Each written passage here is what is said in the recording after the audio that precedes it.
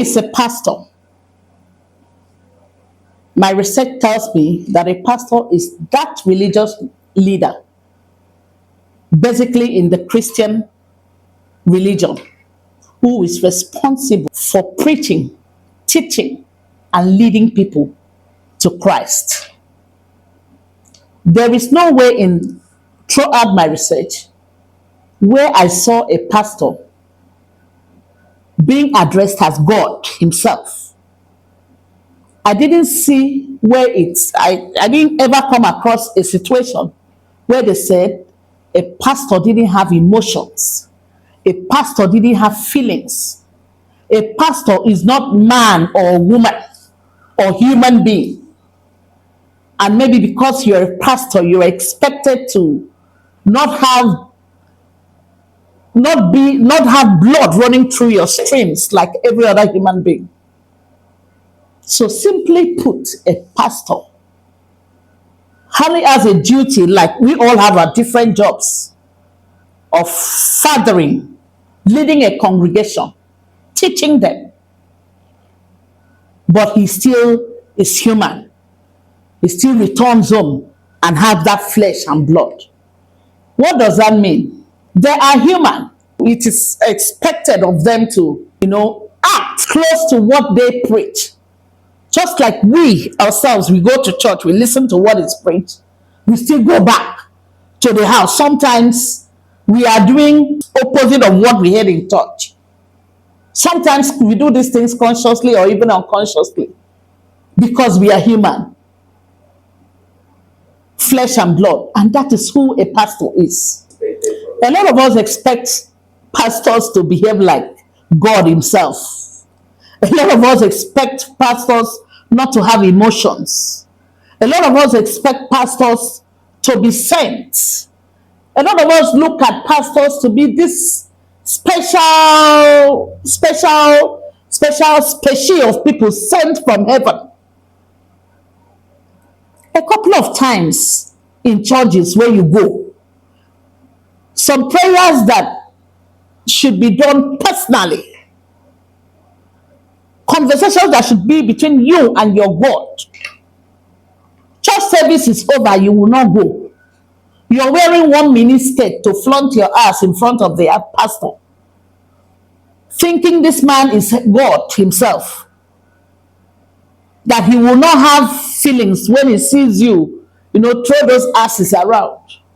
Pastors is human. There is no hierarchy in heaven. There is no place they say, look, pastors are going to be in first class in heaven. People who are not pastors are staying in second class. So the Bible, in fact, we are mandated all in one way or the other to spread the gospel of God, while the pastor takes it up in the pulpit as a career and comes back home. You that is a medical doctor or a lawyer, you have your own duty in one way or the other to saddle with them still the responsibility of preaching the gospel of God. And the basics of this are enshrined in the Bible. You and I have. Adultery are things we have been taught from day one as children. Fornication. I mean, these scriptures do not change. They are there. They have been there from time. And they are there till now. So if a pastor tells you, do not fornicate, and comes behind you to come and tell you, look, I like you, it is your own duty to remind the pastor of the portion of Bible he preached. Especially when you are not a child, when you are within the legal age of the law as an adult. As Christians, we owe a duty to ourselves. So it is awful when some of us begin to look at pastors as people who are not human, as saints, as people who do not pass through everything every other person passes through and should not have feelings. Some time ago, I had a friend. He was a pastor. I'm not going to mention his name here. He ran a small church. Went on for about a year, 2 years within my neighborhood. I mean, the next time I asked about my friend, I learned he fled. What happened? Pastor impregnated, promised this one woman is going to marry the woman. The other one, he impregnated the other one. In short, he was in between three women, and they were sleeping with him in the vestry of the church. Every other person turned against this man. He had to run away. I am thankful that my friend didn't commit suicide. I'm not in touch with him today, but I reached out to him. Pastor, what happened? I reached out to him because he's human. Every night when he's in his office, he lived a one-room apartment. Maybe that apartment is living. People around there knows he's a pastor.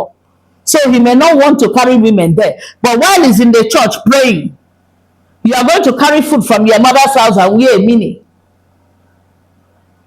and come and throw your ass up and down and begin to seduce the man of God. For Christ's sake, he is human.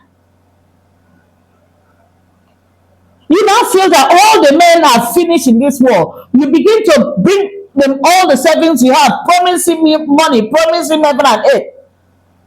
He is human. What he does, what he did, is what one common man on the street would be doing.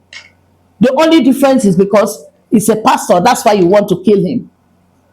And the thing is, gradually, the common offenses that I hear, the common problem I hear amongst pastors are sexual offenses. A lot of them have come to an extent of taking their lives because of these problems. I don't know what makes them think they are not human.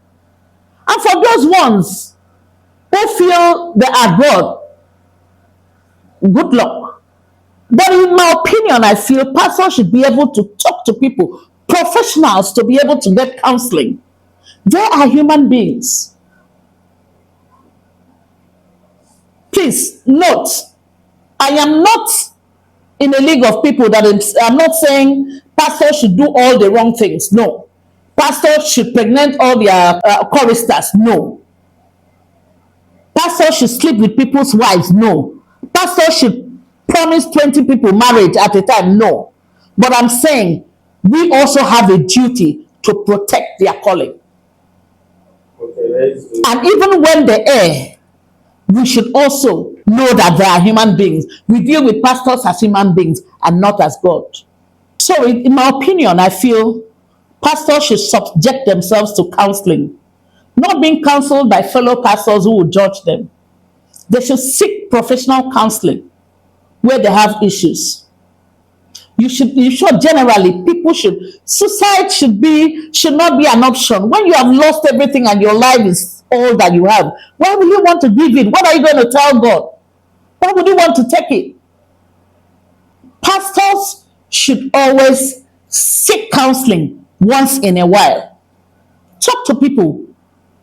Talk to professionals. People who will understand and will not judge you.